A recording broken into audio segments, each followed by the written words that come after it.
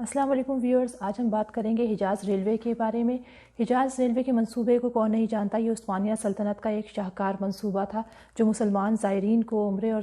حج کے لیے سفری سہولیات دینے کے حوالے سے تھا۔ حجاز ریلوے اسٹیشن کی تاریخ جو ہے وہ بہت ہی دلچسپ ہے، اور یہ رسول اللہ صلی اللہ علیہ وسلم سے سلطان عبدالحمید ثانی کے عشق کا ایک لازوال چیپٹر ہے، جو کہ جس کے بغیر عثمانیہ سلطنت کی تاریخ جو ہے وہ نامکمل۔ اس سے پہلے کہ ہم آگے بات کو بڑھائیں، اگر آپ نے ابھی تک ہمارے چینل کو سبسکرائب نہیں کیا تو سبسکرائب کر لیں، اور اگر آپ نے ابھی تک ہماری ویڈیو کو لائک نہیں کیا تو لائک کر لیں، تاکہ آئندہ اسی طرح سے آنے والی ویڈیوز جو ہیں وہ آپ تک پہنچتی رہیں۔ جناب، ہم بات کریں گے حجاز ریلوے اسٹیشن کے بارے میں۔ یہ سلطان عبدالحمید ثانی، جو کہ ایک بہت ہی سچے عاشق رسول، ایک شاعر تھے، ان کا ایک منصوبہ تھا۔ 1900 میں انہوں نے یہ منصوبہ شروع کرنے کا فیصلہ کیا، اور اس کام کے لیے انہوں نے 40 لاکھ ٹرکش لیرہ جو ہیں وہ مختص کیے۔ آپ اندازہ لگائیں کہ 40 لاکھ ایک بہت بڑی رقم تھی اس زمانے میں۔ 40 لاکھ ٹرکش لیرہ جو تھی وہ بہت بڑی رقم تھی، لیکن انہوں نے اس کو مختص کیا، اور اس کے لیے انہوں نے تمام مسلم کنٹریز سے جو ہے وہ امداد کی اپیل کی کہ ہم ایک ریلوے بنا رہے ہیں، اور وہ ریلوے جو ہے وہ بنایا جانا تھا دمشق سے لے کر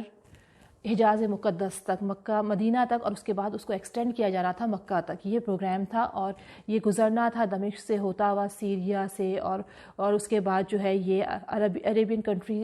حجاز مقدس میں داخل ہونا تھا، اور یہاں پر آ کر اس کو حجاز میں مدینہ سے ہوتے ہوئے مکہ تک جانا تھا۔ یہ اس منصوبے پر عمل درآمد جو تھا وہ اتنا آسان نہیں تھا۔ ایک تو کچھ فنڈز بہت کم تھے، دوسرا جو ہے وہ بہت سارے مسائل تھے، بہت ساری رکاوٹیں تھیں، کچھ تو سوچ بھی لوگوں کی جو تھی، مسلمانوں کی سوچ بھی اس وقت یہ تھی کہ جی اگر کسی نے حجاز کا سفر کرنا ہے تو وہ کیوں نہ اونٹوں کے ذریعے سفر کرے۔ کون ہے جو حجاز کا سفر کرنے جائے گا، اور 10 ڈبوں میں بیٹھ کر جائیں گے کیا ہم حجاز مقدس کے سفر پر؟ تو مطلب یہ سوچ تھی مسلمانوں کی کہ وہ کہتے تھے کہ ٹرین پر کون سفر کرتا ہے، اگر ہم نے سفر کرنا ہے تو ہم سفر کریں گے اونٹوں کے اوپر بیٹھ کر۔ تو مطلب جس قوم کی سوچ یہ ہو، جن مسلمانوں کی سوچ یہ ہو، تو انہوں نے کیا سائنسی ترقی کرنی تھی۔ بہرحال عبدالحمید ثانی نے جتنا ہو سکا اس وقت کے لحاظ سے انہوں نے جرمن اور ٹرکش جو انجینئر تھے ان کی مدد سے اور لوکل لوگوں کی مدد سے جو تھی وہ ٹریک بچھانے شروع کیے، اور پہلا جو ٹریک تھا ان کا دمشق سے لے کر وہ تبوک تک مکمل ہوا 1906 میں۔ 1906 میں یہ مکمل ہوتا ہے، اور 1906 میں مکمل ہونے کے بعد اس ٹریک کو مزید آگے بڑھایا جاتا ہے مدینے تک، اور 1908 میں مدینے تک کا ٹریک جو ہے وہ مکمل ہوتا ہے 22 اگست 1908 کو، اور اس کے لیے ایک تقریب اوپننگ سیریمنی منعقد کی جانی ہوتی ہے، جو کہ اس کو پوسٹ پون کیا جاتا ہے اس اوپننگ سیریمنی کو 1 دسمبر 1908 تک۔ اور 1 دسمبر تک اس کو کیوں پوسٹ پون کیا جاتا ہے؟ کیونکہ عبدالحمید ثانی جو تھے ان کی تاش پوشی کی جو سالگرہ تھی وہ بھی دسمبر میں تھی، تو اس کو ڈیلے کر کے اگست سے دسمبر تک لے کر آتے ہیں، اور فائنلی دسمبر 1 کو اس کی اوپننگ سیریمنی ہوتی ہے ایک اسٹیشن کی، اس ٹرین کی، اور یہ ٹرین جو ہے وہ مدینہ پہنچتی ہے، اور اس موقع کے اوپر پورے مدینہ کو برقی کمکمے سے جو ہے وہ سجایا جاتا ہے۔ پہلی دفعہ الیکٹرسٹی جو ہے آپ سمجھ لیں مدینہ کے اندر جو ہے وہ استعمال کی جاتی ہے، تو اس سے آپ اندازہ لگائیں کہ پہلی دفعہ جو ہے وہ الیکٹرسٹی کا استعمال بھی مدینہ منورہ میں جو ہے وہ 1908 میں کیا گیا۔ بہرحال جب یہ ٹرین وہاں پہنچتی ہے تو یہ پہلی اور آخری دفعہ وہاں پہنچتی ہے، کیونکہ سلطان عبدالحمید جب اس ٹرین کی آواز سنتے ہیں تو وہ کہتے ہیں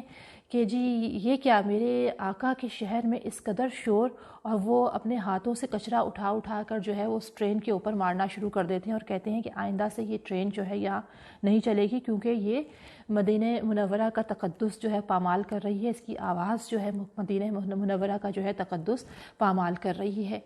بہرحال اس ٹرین کو مدینہ منورہ تک جو ہے اس کا وہ روک دیا جاتا ہے، لیکن یہ دوسرے جو شہر ہیں فلسطین کے اور جارڈن کے اور شام کے، وہاں پر یہ چلتی رہتی ہے، وہاں پر یہ فنکشنل رہتا ہے یہ پروگرام۔ اور میں آپ کو یہ بھی بتاتی چلوں کہ اس کی تعمیر میں جو ہے والکینک راکس جو ہے اس کا استعمال کیا جاتا ہے، اور کئی بہت دشوار گزار راستوں سے یہ ٹریک جو ہے وہ گزرتا ہے، اور ایک جگہ تو 143 کلومیٹر کا جو ہے وہ الغدر ایک جگہ ہے سعودی عرب میں، وہاں پر ایک 143 کلومیٹر کا ایک برج تک اس کے لیے بنایا جاتا ہے۔ آپ اندازہ لگائیں کہ اس کے لیے کتنی محنت کی ہوگی اس زمانے میں انجینئرز نے اس کو بنانے کے لیے، تو یہ ایک بہت دلچسپ بات ہے۔